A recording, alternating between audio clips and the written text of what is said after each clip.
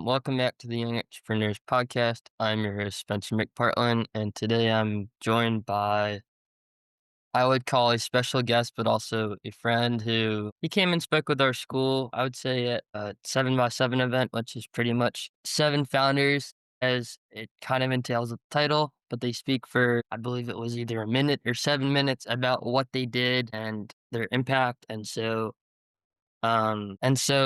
This is episode number 28. And so, without further ado, my guest is Chris Rudder, who, if you do not know who he is, he's you could say the co founder, but the reviver of Spikeball, from taking it from the original founder who originally created it, but revived it and brought it to national attention, bringing it on Shark Tank and how I built this and like bringing it a lot more traction and visibility than it originally had in the market. So without further ado, I guess let's get started. All right. Thank you, Spencer. So my first question is, before Spikeball worked, what ideas were you seriously believe that failed, and what did they teach you about your own judgment? What ideas failed before Spikeball? Good question. So I'm not a serial entrepreneur. I'm not an inventor. I didn't even invent Spikeball, right? I brought it back to life. Um, I had long wanted to be an entrepreneur, but never really had an idea, didn't have the skill set to create stuff. In high school, I'd custom make t-shirts and sell those. I was mowing lawns and kind of, you know, to show my age, I had a paper route. That was my main source of income in grade school. But I guess as far as failed businesses prior to Spikeball, none, because I didn't really start any. I dabbled with stuff like t-shirts. I studied photography in college. I guess that could be one failure. So I got a degree in photojournalism, wanted to become a photographer, and was not able to find full-time employment. I was able to get some um, occasional gigs here and there, but nothing to pay the bills.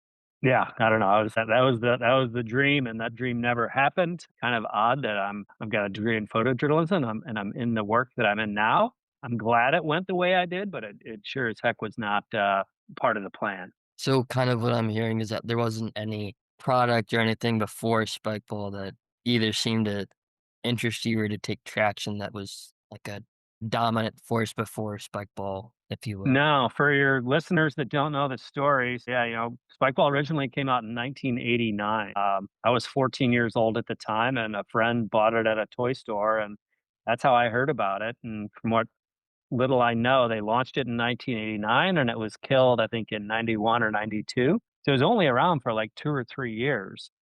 And then fast forward, 17 years later or something like that, and me and my friends decided to see if we could bring it back to life. So, I can't think of any right now, but I know I have ideas fairly often about whether I'm driving down the road or standing in a coffee shop, or like, oh, this would be a cool thing to do. And I know we all have those sort of ideas, but I think what makes entrepreneurs a little different is we actually take steps to actually explore those. So, and that's what we did with Spikeball. But yeah, no previous product experience, I should say, prior to Spikeball.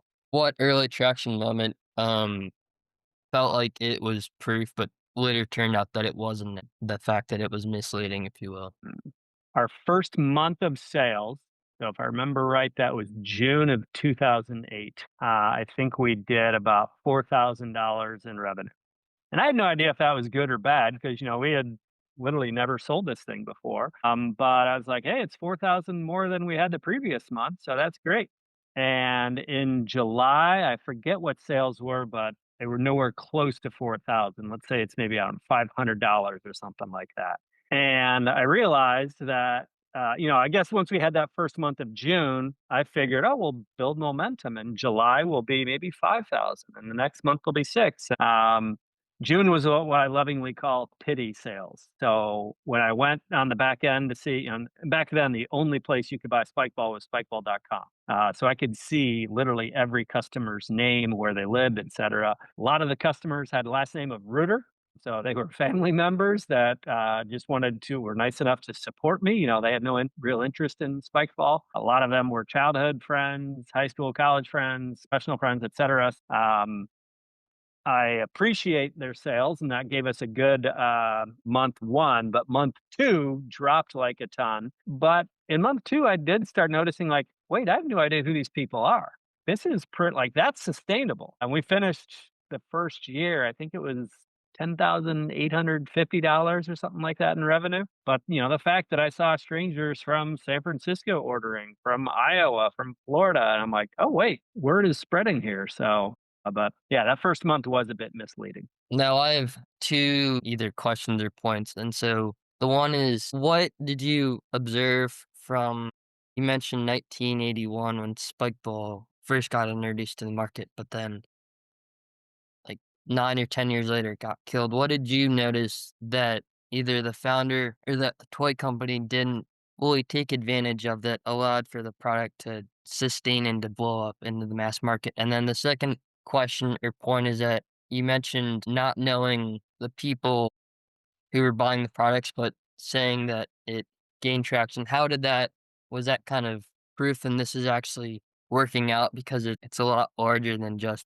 the people that I know, and so this is actually, it's able to get traction and it's able to blow up because random people that I don't know are able to go out and buy my product, and I don't know you, but you're able to take an interest in what I'm producing, so to speak. Yeah, absolutely. So first one, just to clarify, it launched in 1989, and it was around until like 1992 or so. And your question basically is, what do we do different, or why do I think it worked the second time around and it didn't work the first time?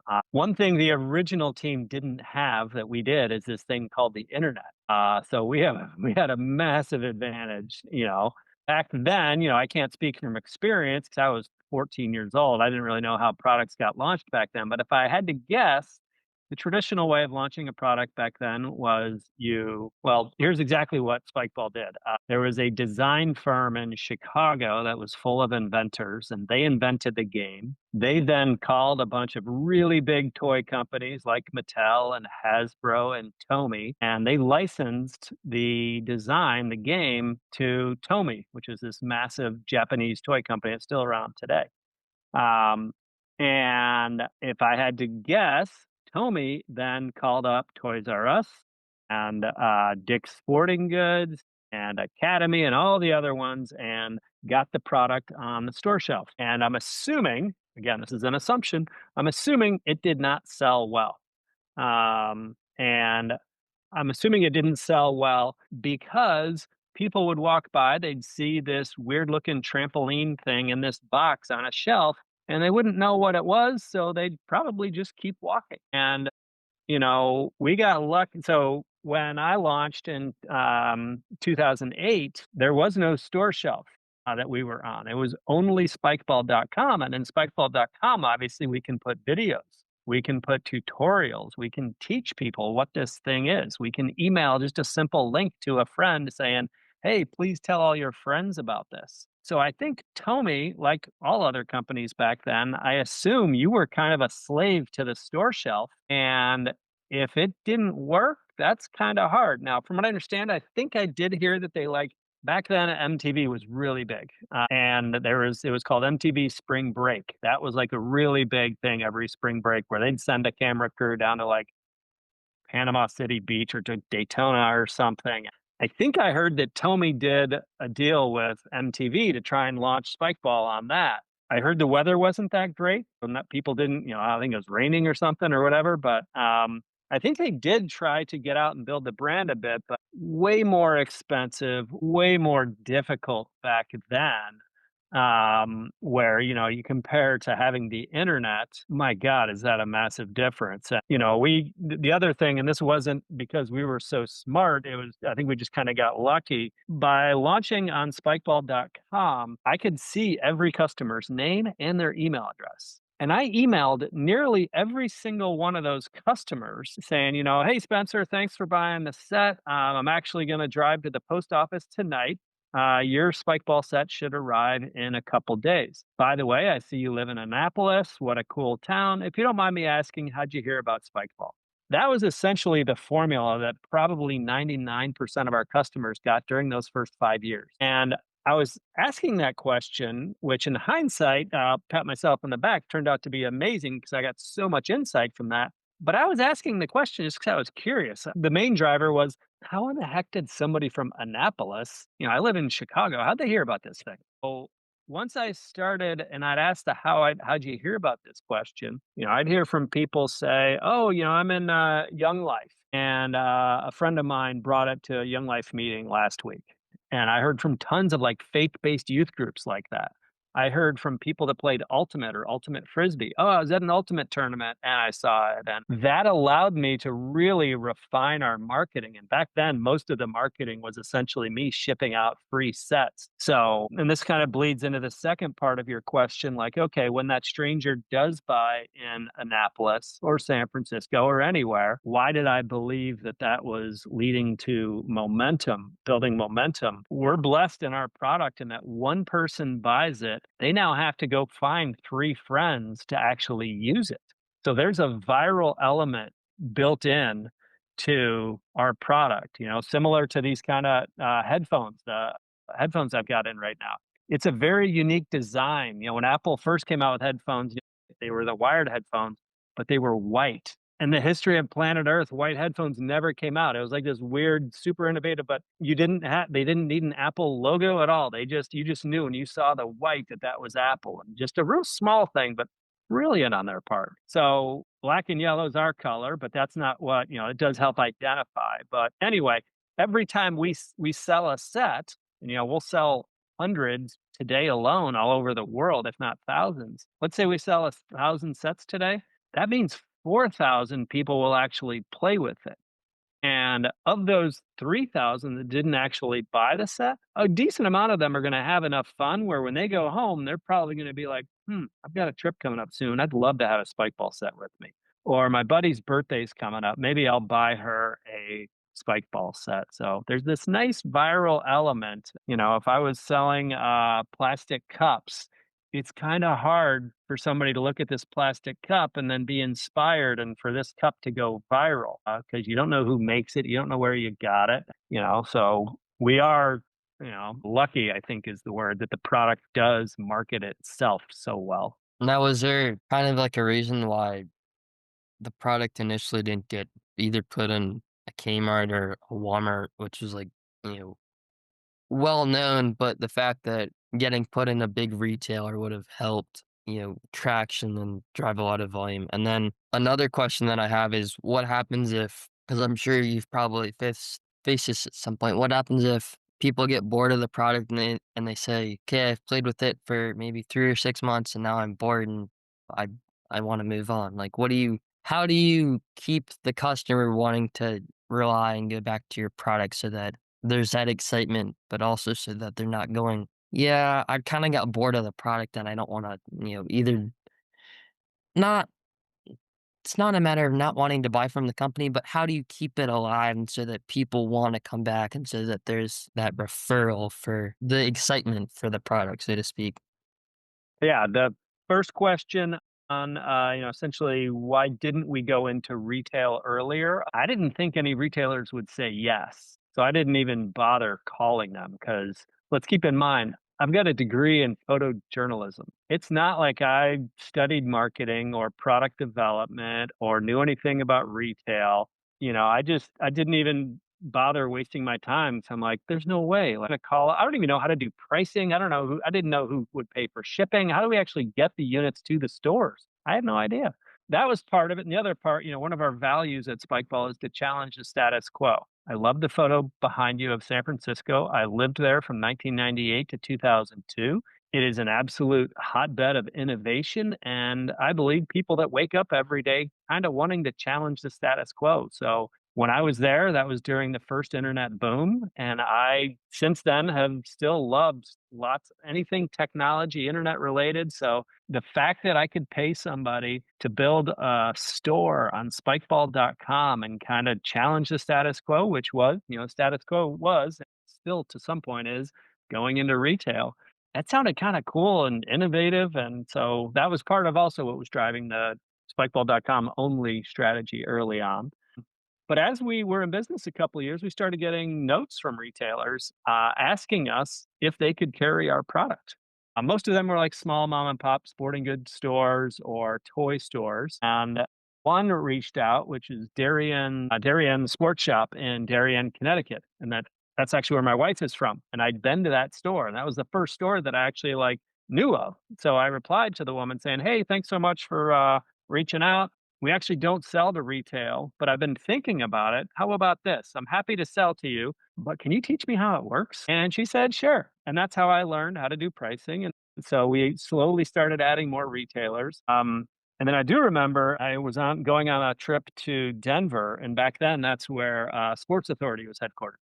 And Sports Authority used to be the number two sporting goods chain just behind Dick's Sporting Goods. And I went there and got a meeting and showed him everything. And the guy was kind of like, and he gave me terrible terms. Like they they wouldn't buy anything up front. Like the way retail normally works is, let's say with Dick's Sporting Goods, they say we think we need 5,000 sets or however many sets. They will then order them, they'll send you a purchase order, and then maybe 60 to 90 days later, they'll actually pay for them. Um, but Sports Authority wanted to do, I think they called it pay by scan, which meant they would only pay us as each unit sold in the store. That's a very risky, very expensive, and the amount they were going to pay us was next to nothing. And they eventually shot me down. And I was really bummed about that. But in hindsight, man, did we get lucky because one, the terms were terrible. And a couple of years after they shot me down, they went out of business for good. So the unfortunate thing that happens when a big retailer like that goes out of business, let's say you have, I don't know, 10,000 units sitting on their shelves that they haven't paid for yet, they don't pay for them ever. You're just stuck. And that's happened a few times to us, and that is incredibly painful. Yeah. Sure. So if somebody buys it and are they bored of it after 3 to 6 months? So yeah, that'll definitely happen with some people. That'll happen with any product, right? But in our marketing, we've got a pretty active social media feed on all channels. We try to entertain people, and there's a Instagram account that popped up recently. I think they call it's we don't run it. It's a random person, but I think it's called Spiking Anywhere. And they're like climbing to the top of mountains, they're going to beaches, all these beautiful places. And while it's a small account, I of course hope it will be big someday. I think stuff like that inspires people like, oh, I never would have thought to bring my spike ball set to the beach. I normally play in the backyard or on a college campus. At College of Charleston, right there, the club has started there recently. And, there's college clubs all over the country. Some people have fun playing on a casual basis, whereas others are super competitive. And, in a few weeks, I'm heading down to Orlando. There's going to be a tournament with, I don't know, 600 players or something like that are traveling in from all over the US. There'll be some from Canada. As long as I think we can keep sharing people's stories, that's going to keep people coming in. The good news is the world makes a new batch of 14-year-olds every year. So if the world stops having new 14-year-olds, then we might be in some trouble. But from what I understand, people are still having kids, and it's similar to like basketball, right? I get the question a lot, like, "Oh, when do you think you will have saturated the marketplace?" And once everybody's bought one, then spike ball's kind of done, right? And I'm like, basketball's been around 100 years. Soccer's been around probably just as long, if not longer. And those are, of course, massive industries. And I don't know how many millions of basketballs are sold every year, but the machine keeps turning. So saturation is not a worry of mine. I just want to make sure that we are always out there trying to engage with new customers. The mission of the company is to bring people together. And as long as we keep focusing on that, I think we'll be in decent shape. Now, what did Shark Tank fix that or, what did Shark Tank not fix that people assumed about it? I know that when you went on Shark Tank, there was the initial deal, but besides from the deal, what did people assume or not assume about it, so to speak? Everybody assumed that the deal happened, which it actually didn't. So, about half of the deals that you see on Shark Tank that you see happen, where the entrepreneur hugs it out or shakes hand with, only about half of those deals actually happen. Because what happens on the show is a handshake. Neither side is legally bound to do the deal. Now, I do believe that I and Damon John both had, when we shook hands and said, let's do this, we both had every intention of closing the deal. But I spoke with him a few weeks, maybe a month after we filmed, and, learned that his main interest was in licensing. So he was like, "Yeah, Chris, I got friends at Marvel Comics. Let's make a Spider-Man branded Spikeball set." And I'm like, kinda wanna make it feels like we're treating it like a toy. I wanna build our own brand, and he had a few other licensing deals and just, the alignment wasn't there. Kinda like some relationships happen, you never officially break up, you just kinda stop calling each other. That's kinda what happened with us, and, I when I did shake his hand and say, "Yeah, let's do this," I was hoping I was gonna get to tap into the brain of the guy that built what was once a massive brand. Fubu back in the day was a really big deal. I was hoping he could coach me on building the brand side of Spikeball, and that wasn't his interest. So I wouldn't say either side is right or wrong, just our general interest and approach. They weren't really aligned. So, yeah. So the good news is, the bad news is we didn't get any money. We didn't get a nickel. But the good news is I got to keep equity. I didn't give up any stock and got to continue building the way we wanted to build. And that was a long time ago that we were on, but we still get reruns, which is great. But actually, the best part, journalists love asking Mark Cuban, what is the one deal that got away that you regret not doing? And every single time he says Spikeball. And that feels pretty good. Is it that, and is it also Ring as well?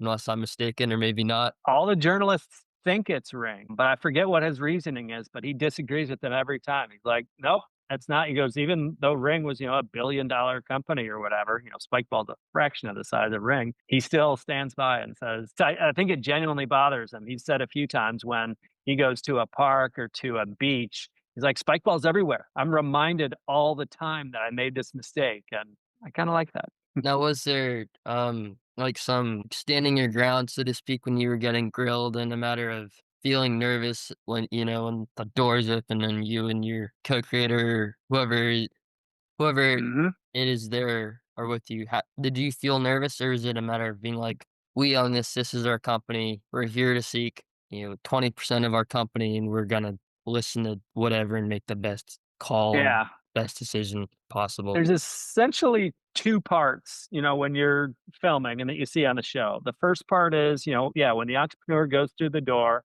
they stand there and then they give their, memorized speech. That's part 1. Part 2 is the Q&A where, you don't know where it's gonna go. I was terrified of part 1, and part 2, I was incredibly confident.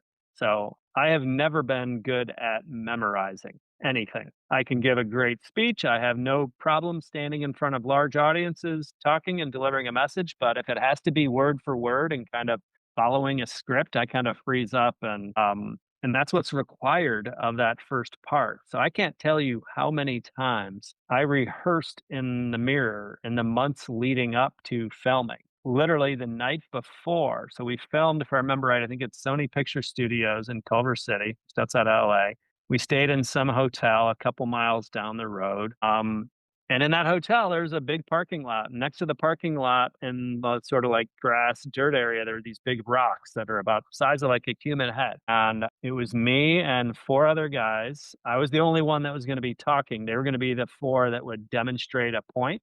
They'd actually play the product, but, it was like 11 o'clock the night before we film, and the 5 of us are out in this empty parking lot. I pretended that each of those rocks were the 5 sharks, and we practiced our entrance walk. So, went walking through the door, and I was in front, and then there were 2 behind me and then 2 people behind them. And I'm literally singing the song. Oh, wait, no, guys, start over. Everybody needs to start with their left foot.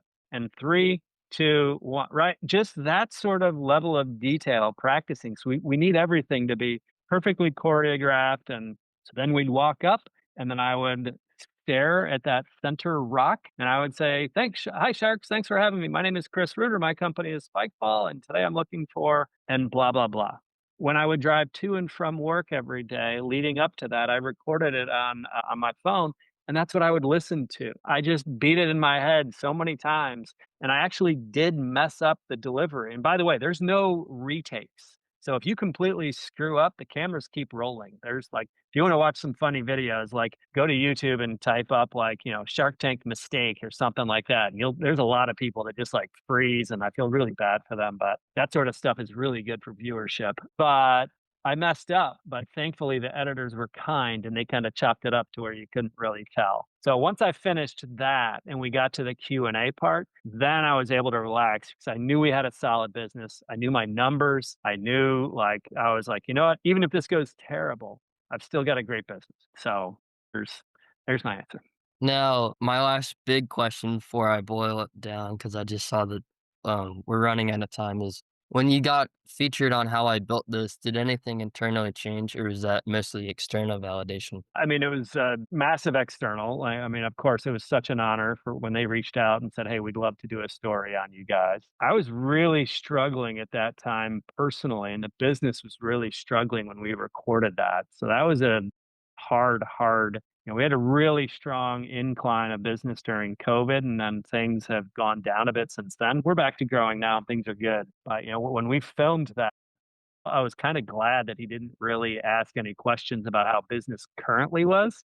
It was all tell the story, how did it get founded and all that, so, yeah, I mean, it was just such an honor to be on it, and, got so many notes from friends all over the world. All my close friends knew about it when it first came out, but in, like, the years following, I'll still occasionally get a text or an email from a friend I haven't talked to in 15 years and be like, "No way, you're on How I Built This?" And so it's been a really cool experience, but it wasn't like, when it came out, we saw sales skyrocket. Like, we didn't even see a tiny bump in sales, but I think it's great for the brand, obviously, if people know that Spikeball's been on How I Built This, like, okay, it's a legitimate platform to be on. And if How I Built This thinks the Spikeball story is interesting, then most people probably will too. So how do you view both being on Shark Tank, but How I Built This? Do you see it as kind of wanting to take a calculated risk and saying, "We wanna hear your story, but we also wanna help you and blow up your audience," and having the exposure for people to know who you are, but also to help, whether it's people knowing who you are or helping to expand the company and the scope, so to speak? Yeah, I mean, the exposure is incredible. And, we don't really pay for exposure. So it's interesting. After you're on those shows, you of course get bombarded by people saying, "Hey, if you pay me X amount of dollars, I'll get you on this show," or "I will do whatever." That sort of stuff comes across as inauthentic. People know when you've sort of paid for placement and that sort of stuff. So we've never done that. But, yeah, I mean, it's just a great external validator. And people know, like, when you see something on Shark Tank or on How I Built This, that, okay, this is legit. This isn't like a scam. It's hopefully a company that's going to be around for a while. So, yeah, I mean, and then those are both, they're shows, of course, but they're both massive brands in and of themselves. And to even have the name Spikeball be mentioned in the same sentence as those brands that's great company to keep. So yeah, and it's funny, like, again, Shark Tank was a while ago, but a lot of people still like, wait, is that the thing I saw on Shark Tank? And maybe they saw it 6 years ago on Shark Tank, or maybe they saw it 2 weeks ago on a rerun, but can't really tell how old it is when you watch it. So it's pretty cool thing. Now, was there anything that surprised you about either that you, looking from the outside, didn't fully think or say, "Well, this might change how I view it," and then after the fact of, like, being on it and getting asked the questions and actually thinking through, "Well, this actually shifted how I think about," whatever it might be? Sharks? I don't think so. I mean, it was almost all good. Like, sharks were super cool, even the ones I didn't do the deal with, and the producers were great to work with.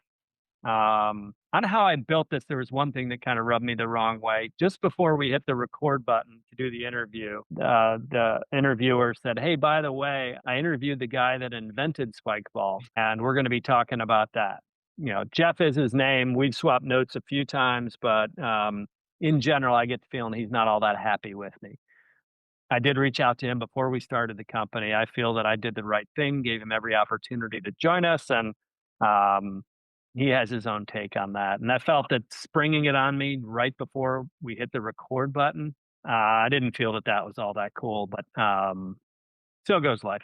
I thought the overall episode was great and loved the conversation. Now my next question is, what's one thing you want to do in 2026 that you didn't do in 2025, and what's been getting in the way of that? I want to focus more on storytelling and community building. So we are interviewing for a community manager role right now. We'll hopefully be hiring that role soon. That'll bring us closer to the community as a whole. that will be great. And then the Spikeball app, it's still in sort of a private beta right now, but we'll be doing a pretty big launch on that, and that will allow local players. So let's say you live in Annapolis and somebody else does, but you don't know them. You both have the Spikeball app, but you don't know each other. And let's say you go to the app, you can post a pickup game, and it says, "Hey, I'm playing at I don't know, Smith Park Tuesday at 6 o'clock," and you hit publish. The other person's phone will buzz and say, "Oh, local pickup game is happening. Do you want to join?" And that'll be happening all over the world. So we're still working out a few of the kinks right now. It is live in the App Store. It is live in Android. You do need a code to down to actually create an account. Happy to get you a code here, but very excited to get that in the marketplace. And then lastly, Spike Pong. I'll show you what that is. It's a small tabletop set. Comes in a very small box, and it's one you play sitting down with. Comes with a bunch of balls, kind of like ping pong style balls, and comes with this mini net. And we ordered 7,000 of those last fall, like in November, thinking it was going to take 6 or 7 months to sell all of them, and we sold out in a matter of weeks. So we'll have more inventory this spring, maybe February/March, but it's Spikeball's sort of first real attempt at going indoors and becoming a part of family game night and other stuff like that. So I'm very excited to grow the brand in a wildly new place, and it's $34.99, so it's a much lower price point, which should make people engaging with us and entering sort of the Spikeball world a lot easier. Excited Yeah. about those. I didn't mean to cut you off. I'm gonna bundle my two questions into one.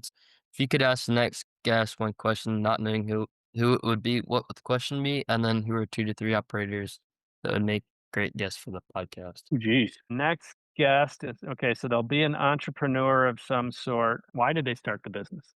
What do they personally get out of it? That would be, some people build a company solely to make money and sell it. Others, it's something that they genuinely love doing and they hope to do it for the rest of their lives. And I'm always curious, sort of, what are the motivators? Who are operators that I think should be on? Cody Plofker of Jones Road, the beauty brand, massive compared to Spikeball. Sean Frank runs Ridge Wallet. He's a great operator. There's some other guys that I follow on Twitter. Yeah, I don't know. I like companies that make a physical product because that I can relate to that. I love talking to software people, but their businesses are wildly different than mine. All right, Chris, thank you for the conversation. I know that I learned a lot, especially from obviously connecting in person. That was good, but also taking a deeper dive. This has been episode number 28 of the Young Entrepreneurs Podcast, and you can hit the subscribe button and don't forget to leave us a comment. And until next time, we'll see you.